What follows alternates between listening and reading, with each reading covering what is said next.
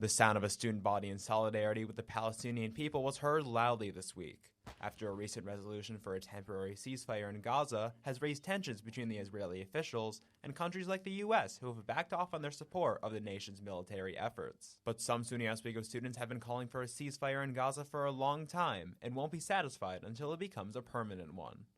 It all started right here outside of SUNY Oswego's Tyler Hall, where the words "Free Palestine" were spray painted onto this outdoor wall right behind me.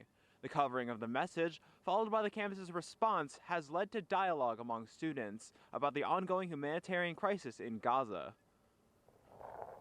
and led to students gathering for a rally and march in solidarity with the Palestinian people here in the Quad.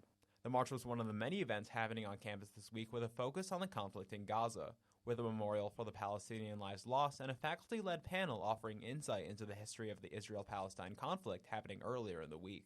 Oswego Students for Justice in Palestine spearheaded the rally and march, and SJP Oswego President Kayleen Marie led the charge as the students arrived.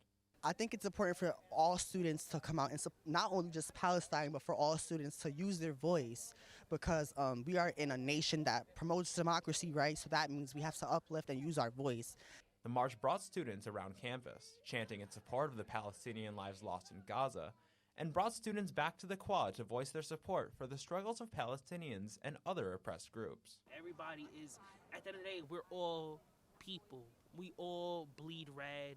We all have emotions. We all have a heart. We were all born into this world. We all matter.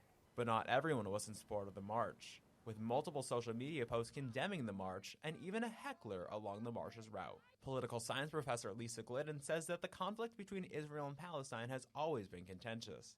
And although young people speaking out on world conflicts isn't a new thing, there are some new elements to it this time around. The advent of social media and how widespread it is means that we're seeing a lot more imagery of it. And I would say it's actually kind of similar to what happened in the Vietnam War, which was called like a television war because suddenly it was being broadcast and people were really upset about it.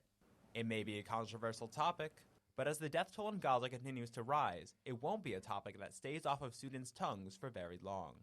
Kyle Schnaufer, Oswego Now.